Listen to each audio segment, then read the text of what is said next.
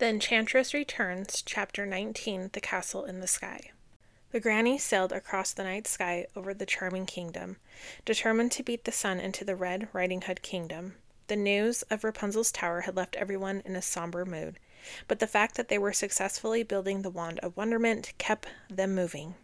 Jack and Froggy rolled a barrel of oil across the deck and loaded it under the ship's flame. Goldilocks was manning the steering wheel and carefully piloting the granny between the clouds. Red was avoiding Claudius as much as possible. The twins were at the front of the ship watching the ground move below them. They wondered if they had flown over the place their mother was being kept. "It's amazing how different the world looks from up here," Jack said cheerfully, walking up behind the twins. "I remember thinking that when I climbed the beanstalk, very few people get a chance to see the world from a different point of view." Red was eavesdropping and snuck into the conversation. "I know exactly what you mean," she said. "Once you start looking down on people, it's hard to look at them any other way again." The twins and Jack rolled their eyes. Red had shown great potential for rejoining the real world over the course of their trip, but she still had a long way to go. "No, Red," Jack said. "I mean, it really puts the world into perspective. Your whole life may exist between two streets, but then you realize those streets are just tiny veins in the body of the world. It makes you feel very small." Red's head bobbed up and down as if she followed along with what he was saying. For a second the twins thought she had understood what Jack meant. "Oh, dear," Red said and shook her head. "I don't believe anything could ever make me feel like that." Jack and the twins weren't shy about their exasperation with the young queen and slowly walked away. Red leaned on the rail and let out a sigh, not understanding why it was so challenging to identify with them. Froggy joined Red at the front of the ship, not wanting her to feel completely isolated after the exchange. While the others were constantly annoyed by Red's vain statements and lack of empathy, it just made Froggy love her even more. He had lived in hiding for years because he was afraid of how the world would treat a prince-turned-frog. But Red was the kind of person who would never lose confidence, no matter what anyone or anything said to her. It was the trait he admired most about her. "Are you all right, my love?" Froggy asked her. "Yes, thank you," Red said, and wearily looked down at the land beneath them. Although he knew better, Froggy took her remoteness personally. "Are we all right, darling?" he asked. "I know having Jack and Goldilocks around is distressing for you, but if there was ever anything besides their company bothering you, you would tell me, right?" Red still hadn't figured out exactly what was bothering her yet. It had been a thorn in her side since they left. "Yes, of course, darling," Red said simply, although neither of them believed it. Froggy's mouth smiled, but his eyes remained blank. "Very well," he said, and let her be. Although she had insisted she could handle the situation, Froggy knew having Jack around would weigh heavy on her. Red wasn't so hard to read, and the long stares at Jack from across the ship, her lengthy sighs when no one was looking, the way she ignored Froggy more and more as they traveled, didn't go unnoticed. It didn't take a genius to figure out what Red was so conflicted about. Unfortunately for Froggy, his human-turned amphibian heart belonged wholly to Red, and he hoped hers still belonged to him underneath all her uneasiness. Until she told him otherwise, he would remain true to his affection for her. "Look ahead!" Red called out to the others. "It's my kingdom! Oh my! How adorable it looks from up here! It's unfortunate the weather is so gloomy." "I don't think that's just gloomy weather," Goldilocks said from the steering wheel. Thick clouds were circling the kingdom like a whirlpool. As they sailed closer, they could make out a tall beanstalk penetrating the cloud's vortex. No one has ever seen such a thing, except for Jack. "What's all that about?" Froggy asked. "It means the beanstalk is ready," Jack said with an eager smile. Connor placed a hand on his sister's shoulder. So were they. The crew began to descend the granny towards the beanstalk. The sun started to rise, and both of Jack's old houses came into view. Only one thing was wrong. The granny was going way too fast. "Steady, steady," Jack told Goldilocks. "Charlie, shut all the sails. Everyone else, brace yourselves. This is going to be a bumpy landing." Froggy yanked the ship's ropes and securely shut the sails. Alex and Connor held on to Claudius and the banister. Jack and Goldilocks held on to the steering wheel, and Red held on to Froggy. "Everyone, bend your knees," Jack said, and they all followed his advice. The granny glided down, headed straight for Jack's manor. The front window of the manor opened, and the twins saw the magical harp blissfully welcoming the new day, unaware of the flying ship headed straight towards her. Oh, the day is here, and so am I, to wistfully dream of birds that fly. Soon I will be moved far, far away, and Queen Riding Hood's castle is where I shall... Ah! The granny crashed into the ground and bumped across the grassy earth. Chunks of dirt flew into the air, and the ship left a large furrow in the land as it came to an overdue stop, feet away from the manor. The harp's mouth and eyes were wide open, and although she was made of solid gold, the twins could have sworn she went pale. "Good morning, Harper," Jack called down with an apologetic laugh. The harp was so stunned, one of the strings on her back snapped. The twins couldn't blame her. After years of looking outside at nothing, she had just witnessed a flying ship crash in her front yard. "What in the name of Mother Goose is going on?" the harp yelled. "We've been traveling just like I told you," Jack said and climbed down from the granny. "Did I mention we were traveling by flying ship?" "You left out that minor detail," the harp said, starting to recover feeling in her golden body. "Thank you for keeping an eye on the beanstalk. It looks terrific," Jack said. "You're very welcome," the harp said. "You'll be pleased to know I've thought it over and will accept your offer to be moved to Red's castle. Although I hope you give me a few days for my strings to recover from the fright you just gave me. I don't want my first ballad in the castle to be pitchy." What did you say?" Red asked from the ship. "Did I hear you say something about being moved to my castle?" Alex and Connor looked to each other. This was going to be awkward. "Yes, Jack promised I'd be moved in exchange for watching the beanstalk," the harp said. "Did he?" Red said through her teeth. "The trip keeps getting better and better, doesn't it?" "Oh, yes. I've been practicing for days. It's been so long since I had a proper audience to perform for," the harp said. "After spending more than a century with that awful giant, it'll be such a treat to sing songs that aren't about eating sheep and stepping on villages." The others climbed down from the ship and joined Jack at the front of the manor. "Hey, Harper," Connor said. "When you were up there, did you ever notice if the giant had a favorite item?" "No, not that I can recall," the harp said. "I have no idea what you'd want to go back to that awful place for." Jack inspected the beanstalk. He circled around the base and scanned it from top to bottom, kicking it in different places as he went. "It's ready," he called to the others. "I'm going to climb and return as quickly as possible." "Pardon?" Goldilocks asked with raised eyebrows. "Do you think you're going without me?" "He's got to be kidding himself if he thinks we're not going along too," Connor said to Alex. Jack hadn't meant to offend anyone. "Forgive me, I wasn't sure if anyone would be up for it," he said. "It's not every day one gets to see a castle in the clouds," Froggy said. "Count me in as well." "Fine then," Jack said. "I'll take the lead. However, it's important that you climb exactly as I climb and step exactly where I step. It's harder than it looks." Goldilocks retrieved a long rope and tied it around Jack's waist, then around her own, Froggy's, and the twins. She went to tie it around Red's, but the queen nervously blocked her from doing so. "What do you think you're doing?" Red asked. "It's just for safety," Goldilocks said, "in case one of us falls." "Falls from up there?" Red said and pointed to the endless stalk. "Is that likely?" "As likely as climbing anything else, I imagine," Goldilocks said. "This will also discourage me from throwing you off of it." Red looked up and down the beanstalk with large, fearful eyes. "You know what? I think I'm going to sit this one out," she said. "I'm exhausted after my sitting with the stepmother and want to conserve my strength for our next stop," she said. "Suit yourself," Goldilocks said, and promptly cut the rope after securely tying it around Alex. "Are you sure, Red? That giant died a long time ago," Jack said. "There's nothing to worry about." "What about what the tradesman said?" Alex said. "He said there would be other dangers waiting for us up there." "That man was eating peasant pudding," Connor said. "Are you really going to take his word?" "Good point," Alex said. Red pretended to consider it for a moment, but her mind was made up. "I still think I'll be the most useful staying with the ship," Red said. "Fine by me," Jack said. "Then if we're all ready, let's climb." Jack placed his hands on the stem of the closest leaf and pulled himself up and over it. The climb had begun. He enjoyed it more than he would admit, and cheerfully led the others up the beanstalk and towards the sky. Jack and Goldilocks once again set a quick pace for Froggy and the twins to follow, although Froggy hopped his way up the stalk more than actually climbed it. The twins were glad to be the caboose of the climbing crusade. They had the least responsibility if someone fell. "Let me know what the castle looks like in case I need to rebuild anything in the future," Red called up at them.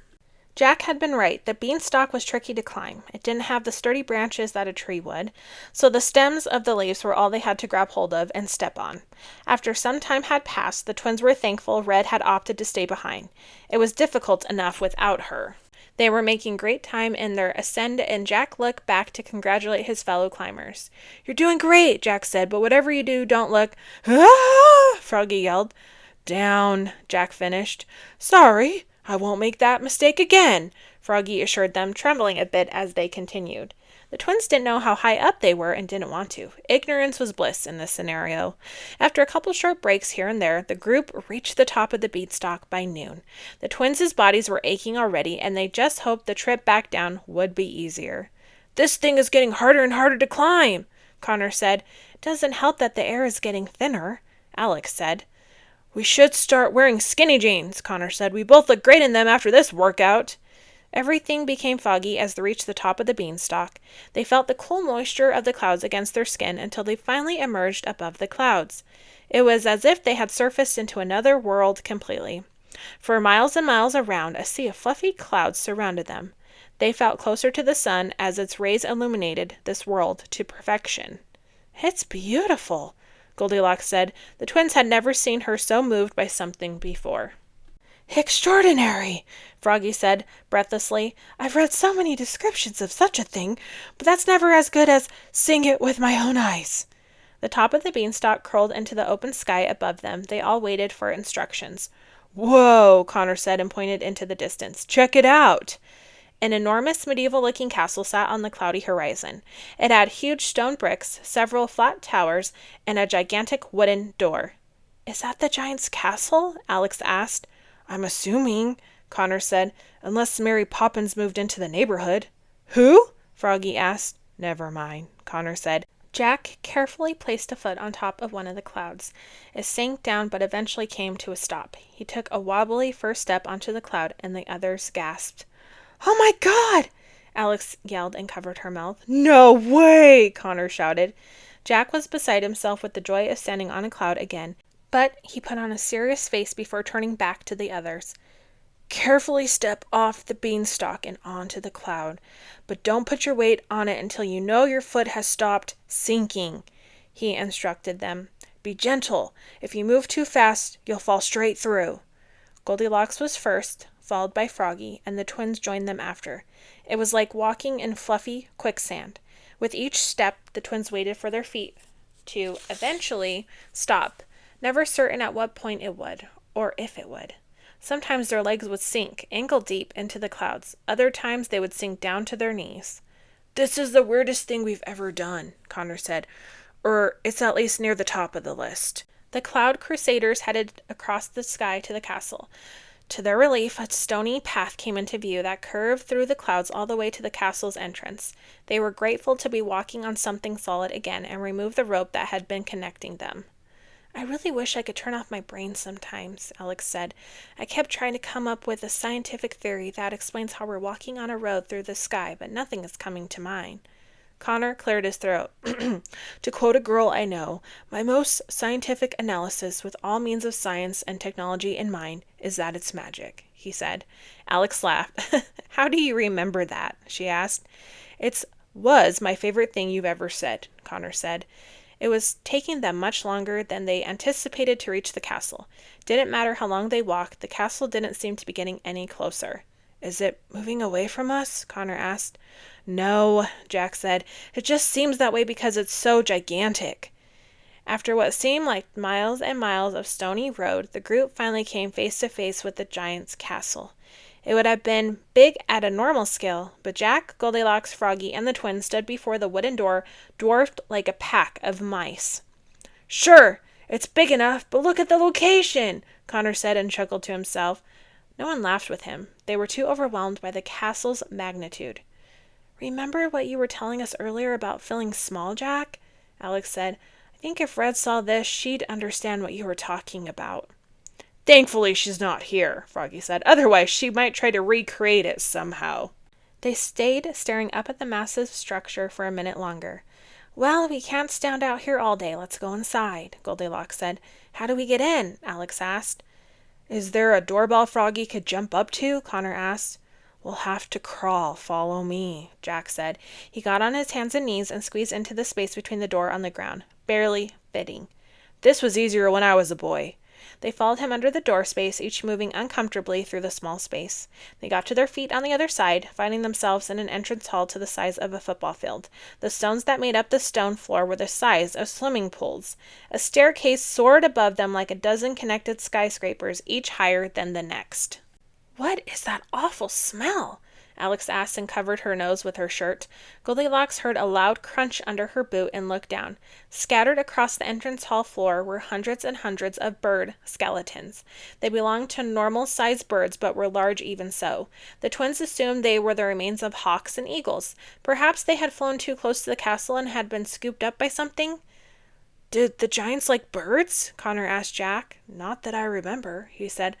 Let's keep moving. Everyone keep an eye out for something the giant would have valued above anything else.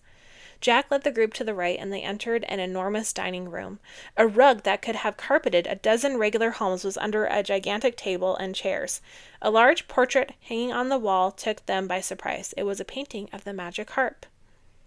I'd say the giant fancied the magic harp a great deal, Froggy said. Yeah, he certainly did, Goldilocks added, scanning the room in its entirety. The portrait was just one of several different artworks inspired by the magic harp. There were statues and sculptures of her displayed around the room. Oil and finger paintings of her covered the wall. Even the backs of the chairs had the harp's silhouette carved into them.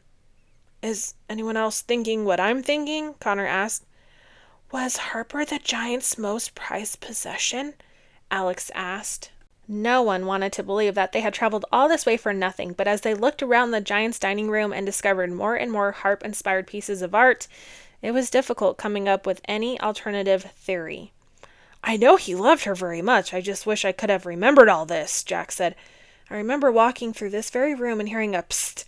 I looked up and saw the harp standing on top of the table. She was looking down at me and said, Hey, kid, get me out of here, would you? I'm going stir-crazy in this place. I took her, and when the giant noticed she was gone, he came after me.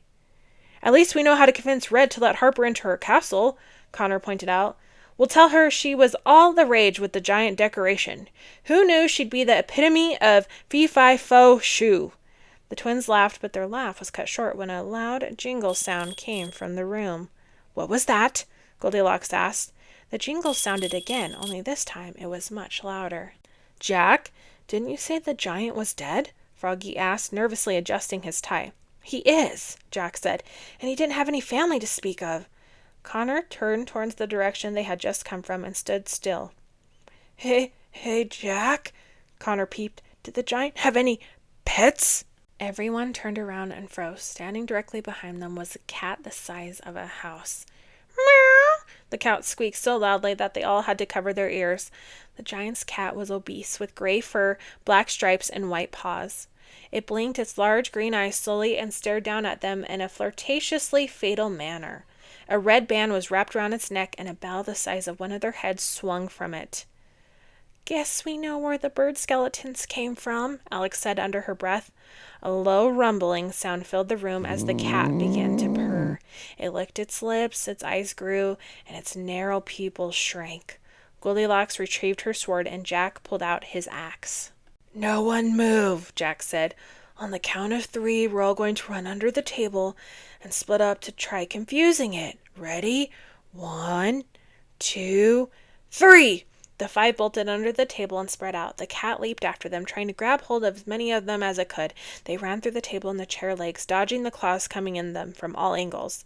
This is why I'm a dog person, Connor yelled. The cat was so excited it didn't know whom to start with.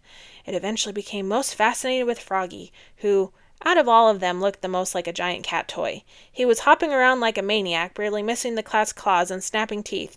Somebody help me! Froggy shouted.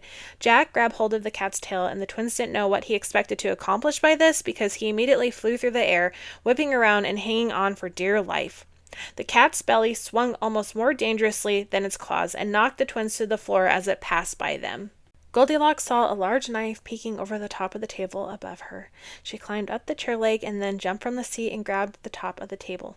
She pulled herself up and went to the large knife, but it was too heavy to lift. The cat violently jerked his tail, and Jack was thrown across the room. Froggy was screaming like the twins had never heard him scream before. He hadn't been injured yet, but his clothing had been shredded by the cat's claws. The cat cornered Froggy and crouched down, about to pounce. "Not the frog! Not the frog!" Froggy tried to persuade the giant feline. "I won't taste good, trust me." Goldilocks whistled from the top of the table. "Here, kitty, kitty," she called down. She had managed to get the knife on its side, and it was reflecting light on the other side of the room. The cat left Froggy alone and began chasing the reflection around the room. Alex and Connor helped each other to their feet. "Are you okay?" he asked her. "Yeah, I'm all right," she said. "Alex, Connor, Charlie, I've got a plan and could use a hand," Jack called for them. He was standing in front of the cupboard. "Let's get this open and we'll trap the cat inside." The twins ran over and helped him pull the large cupboard doors open. "What am I going to do?" Froggy asked, completely out of breath. "Stand in front of it," Jack said. "When the cat goes in for the kill, jump out of the way." "Oh, thank goodness," Froggy said with fake relief. "For a minute I thought it was going to be dangerous." The cat quickly became bored with chasing the reflection. It looked up and saw Goldilocks on top of the table. She was what it wanted now. "Oh no," Goldilocks said to herself. The cat ran towards her, jumping onto the top of the table in one leap. Goldilocks dove underneath the tablecloth. She moved around like a bug under a rug, and it drove the cat crazy. "Meow!" The cat squeaked, trying to grab her through the tablecloth. "Meow!" "Hey, Whiskers!" Froggy shouted. "Care for some frog leg?" He did a little degrading dance to get the cat's attention. "Meow!" The cat considered. "Meow!" The cat decided, and jumped down from the table towards the frog. "Now, Charlie!" Jack shouted. The twins watched in horror as if it were happening in slow motion. The cat was zooming towards Froggy, ready to sink its teeth and claws into him. Froggy hopped out of its way, and at the very last second, narrowly avoiding its outstretched claws, the cat slammed into the cupboard, and Jack and the twins shut the door behind it. Froggy joined them, and together they fought against the cat, trying to keep it inside. A heavy grunt came from the top of the table. Goldilocks pushed a giant spoon over the edge, and it hit the floor with a thud. She slid down the table leg like it was a pole in a firehouse. The twins ran to her and helped her carry the spoon to the cupboard. They slid the spoon between the handles of the cupboard, and the cat was trapped, for now. "Rawr!" The cat angrily growled from inside the cupboard. "Rawr!" "Let's get out of here," Jack ordered. "The spoon won't hold it in there forever." The five of them made a mad dash through the dining room and back into the entrance hall. The cat banged violently against the cupboard doors, bending the spoon ever so slightly with every push. Jack and Goldilocks ran towards the door at full speed. They hit the floor with perfect momentum and slid under the door. Connor tried copying them, but only tripped himself and had to climb under the door the regular way with his sister and Froggy. Once they were all outside, the five of them took off running as fast as they possibly could down the stony path. "That cat isn't going to follow us outside, right?" Connor asked the others as they ran. They all glanced back, praying they wouldn't see the cat emerging from the castle behind them. What they hadn't seen until now was a giant cat door cut into the castle's door and a ferocious cat poking its head through it. "Oh, come on!" Connor shouted. The cat chased after them like a fat and furry torpedo. Thankfully, its weight slowed it down, so it took a while for it to catch up with them. The stony path ended, and the group of five carefully moved through the clouds at a sluggish speed. The cat was apprehensive about stepping onto the clouds, but it was too determined to stop now. Luckily, it had just as much trouble walking on the clouds as they did, but the cat still tried clawing at whoever was closest to them. "We've got to get down," Goldilocks shouted. "Everyone, crawl the rest of the way to the beanstalk." They all fell to their hands and knees and were covered by the clouds. They couldn't see where they were crawling, but at least the cat couldn't see either. It tried digging them out of the clouds, sending large cloudy chunks into the air, but it never found anyone. One by one, Jack, Goldilocks, Froggy, and the twins found the beanstalk and started their descent back to the ground. They didn't even bother with ropes this time. In fact, they were practically throwing themselves down the beanstalk. Leaf by leaf, they bounced closer and closer to the ground. "The cat's not going to fall us down the beanstalk, is it?" Connor asked, but just as he did, the cat poked its huge head through the clouds above them. "Meow!" the cat said, delighted to finally find them. God, I hate this flippin' cat! Connor yelled. The cat was descending the beanstalk behind them now. It looked like an elephant climbing down a tightrope. It was timid from the height, moving at a lazily cautious pace. It clearly hadn't thought this plan through. Goldilocks started slicing down the beanstalk leaves as they passed them, making it more difficult for the cat to follow. What in the world? A voice shouted up at them. Red was staring up at the beanstalk, watching her 5 friends being chased by an enormous cat. Am I actually seeing this, or did I butt my head when we landed earlier? You're actually seeing it, my dear, Froggy yelled down at her. Claudius was going nuts too. He barked up at the colossal cat in the sky and pulled against his restraints. The tiny wolf made the enormous cat very nervous, and it stopped, now stuck on the upper part of the beanstalk. Red, you need to cut down the beanstalk, Jack yelled down at her. Excuse me? Red asked. You need to cut it down before the cat reaches the bottom, he yelled. There should be an axe in my shack. Get it and start chopping. Red looked around for someone else to do it instead, but there was no one to be found. Red, we need you, Alex said. Red mustered up all the determination she had. I'll do it, she yelled. She ran straight into the shack, but quickly ran back out a moment later. Wait, which one is an axe again? Goldilocks slapped an open palm against her head. The one that looks like this, Jack said, raising his own. Got it, Red said, and ran back into the shack. She ran out, dragging a large axe behind her as if it weighed more than her. Now chop it down, Jack yelled.